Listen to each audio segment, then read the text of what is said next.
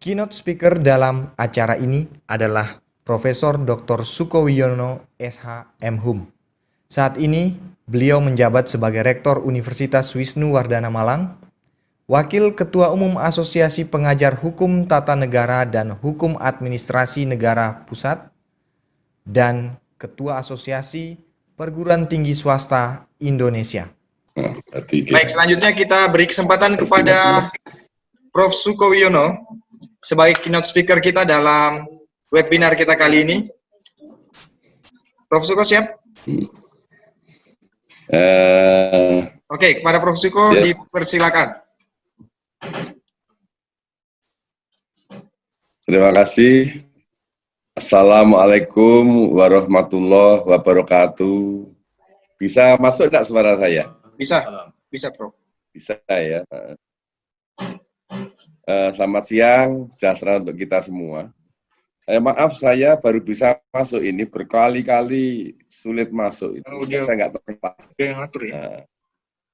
Sekarang Bu Susi yang saya hormati, Bu Dekan, dan narasumber yang lain. Ya maaf ini keynote, tapi datangnya belakangan mestinya pertama ini. Langsung aja ya. Seperti biasanya, setiap saya menyampaikan materi, selalu saya dahului dengan saya menyampaikan bahwa bangsa yang besar adalah bangsa yang mau menghargai sejarah bangsanya.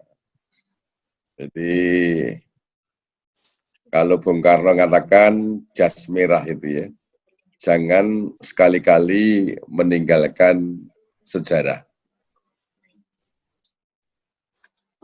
Kenapa kita perlu mengkaji sejarah bangsa?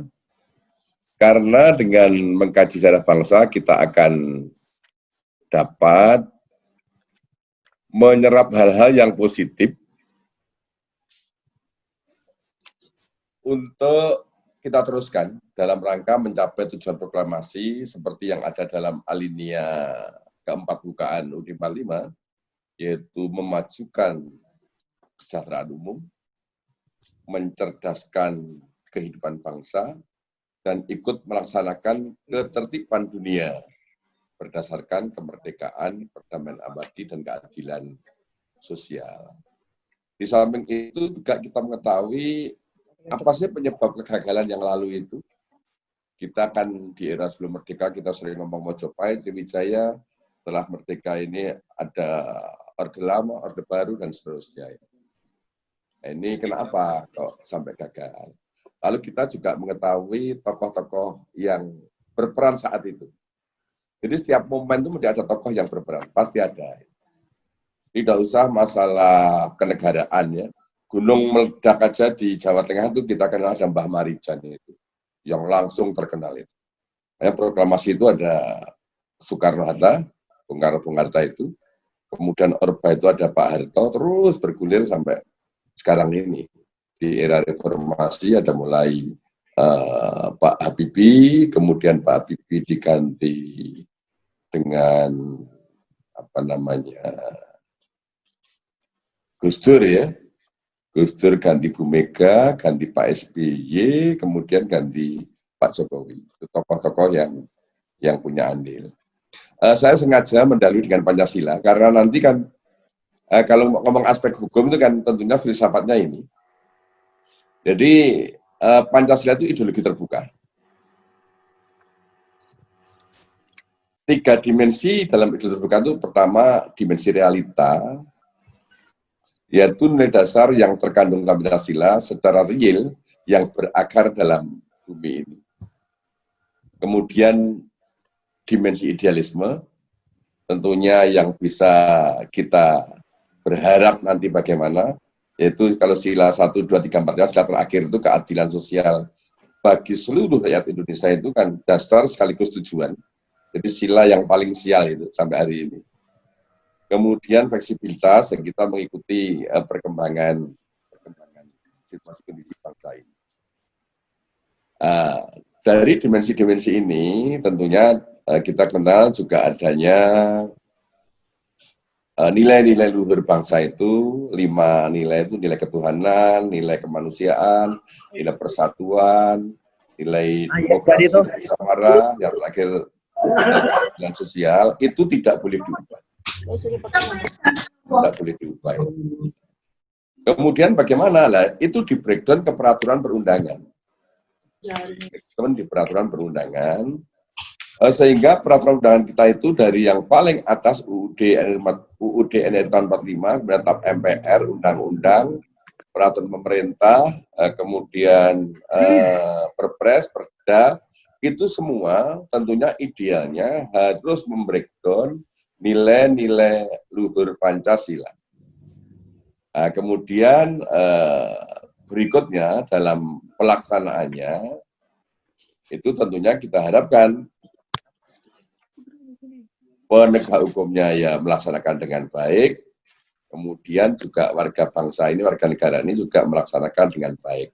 Nanti monggo diskusikan apakah peraturan undangan kita sudah membreakdown nilai itu, lalu di lapangan apakah baik penegak hukum maupun masyarakat telah melaksanakan itu. Lanjut.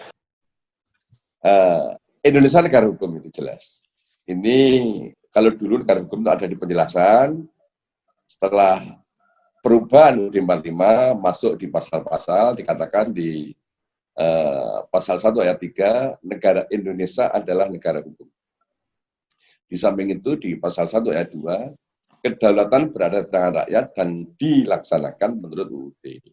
Artinya apa?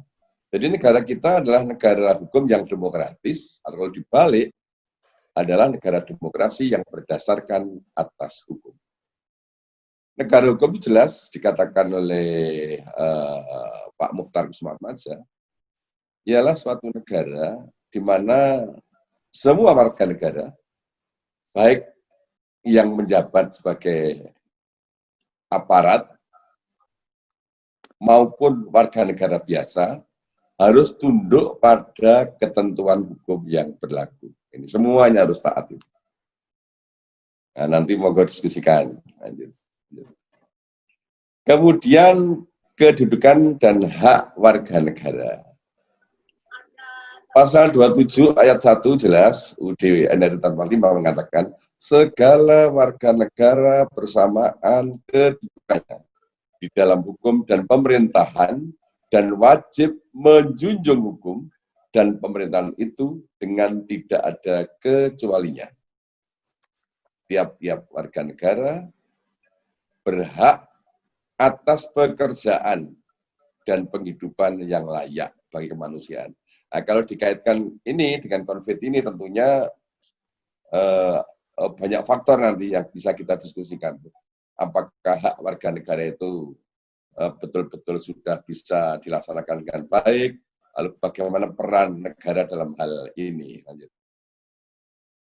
Nah, ini perlindungan hukum.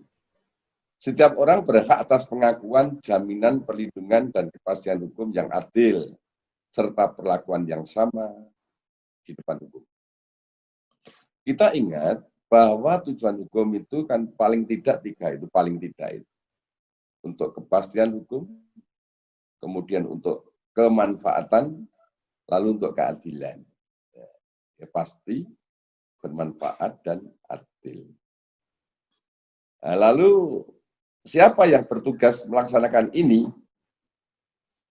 Tentunya semua yang diberi kewenangan melaksanakan itu, bisa eksekutif, legislatif, yudisial. Tentunya dalam mulai, kalau kita ngomong sistem hukum kan ada struktur, ada substansi, ada kultur. Pembuat peraturan perundangan seawal juga harus dia membuat perundangan yang demikian rupa sehingga menguntungkan warga negara, menguntungkan rakyat dalam rangka melindungi hukum. Nah, kemudian juga pelaksananya juga demikian. Kemudian tentunya pelaksanaan di lapangan harus sesuai dengan apa yang dikatakan di UUD NRI tahun 45 ini. Baik mereka yang di lapangan dalam arti operasional melaksanakan preventif, kemudian juga tentunya kalau sudah ada masalah masuk ke hal-hal yang sifatnya kita keperadilan. Semua harus melindungi warga negara ini. Saya ulang, tujuan hukum adalah tambah kepastian, harapannya bagus tentunya harapan kita, kemudian bermanfaat untuk bangsa ini, dan tentunya berkeadilan sosial. Lanjut. Nah, ini saya ngambil pengertian perlindungan hukum. Apa sih yang dimaksud itu? Adalah suatu perlindungan yang diberikan pada subjek hukum ke dalam bentuk perangkat, baik yang bersifat preventif maupun yang bersifat represif, baik yang lisan maupun yang tertulis.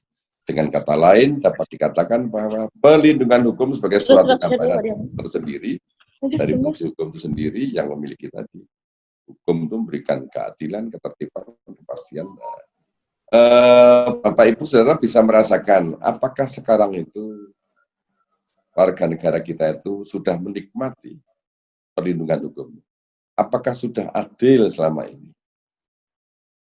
Semua bisa nanti diskusikan itu bagaimana implementasi di lapangan.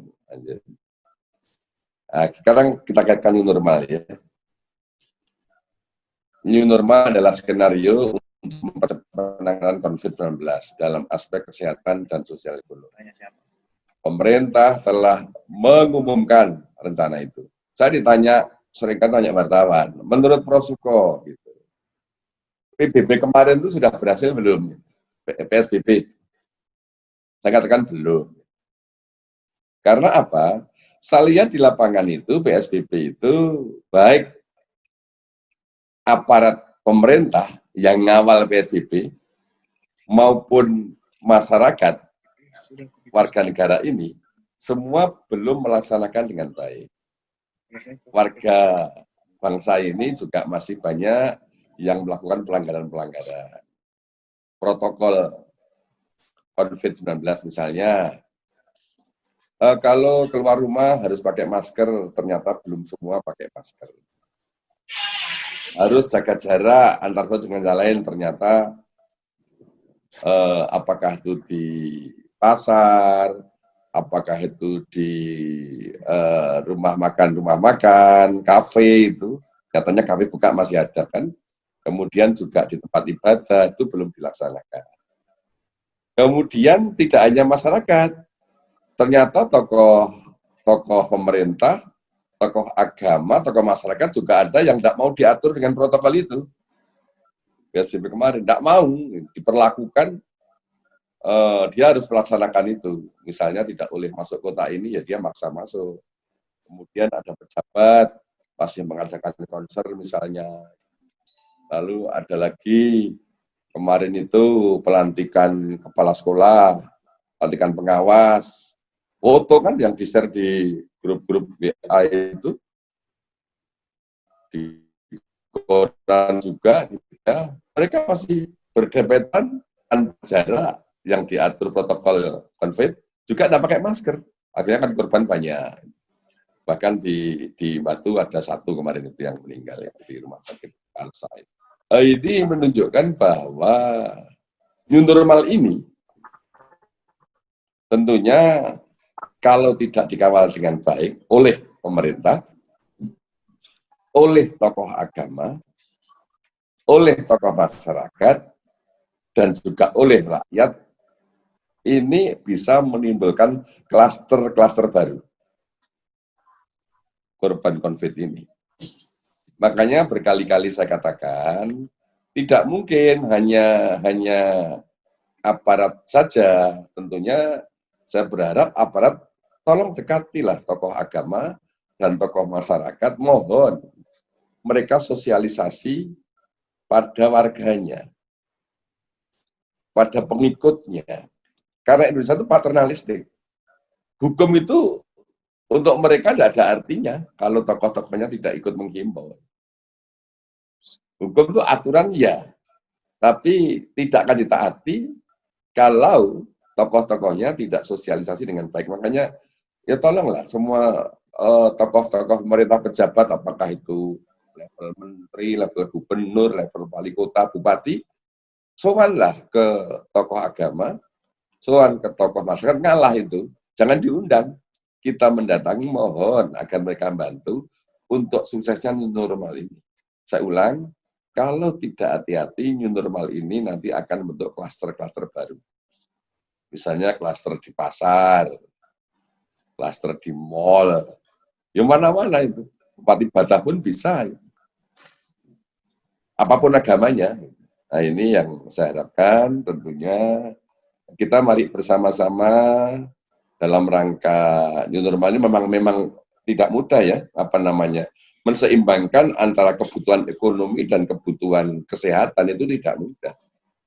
Karena kalau kita betul-betul lockdown, nanti ya pemerintah apakah mampu menghidupi jumlah warga bangsa yang jutaan ini.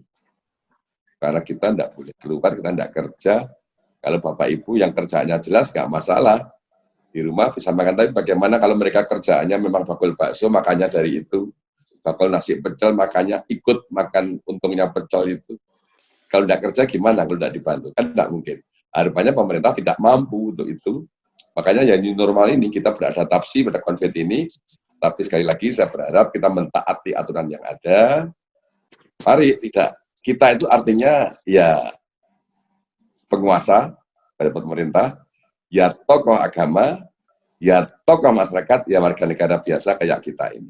Tanpa itu rupanya tidak mungkin. Ini sudah waktunya sudah habis. Terima kasih. Semoga nanti diskusinya bisa berjalan dengan baik dalam rangka melaksanakan new normal ini. Terima kasih sekali lagi. Assalamualaikum warahmatullahi wabarakatuh. Waalaikumsalam.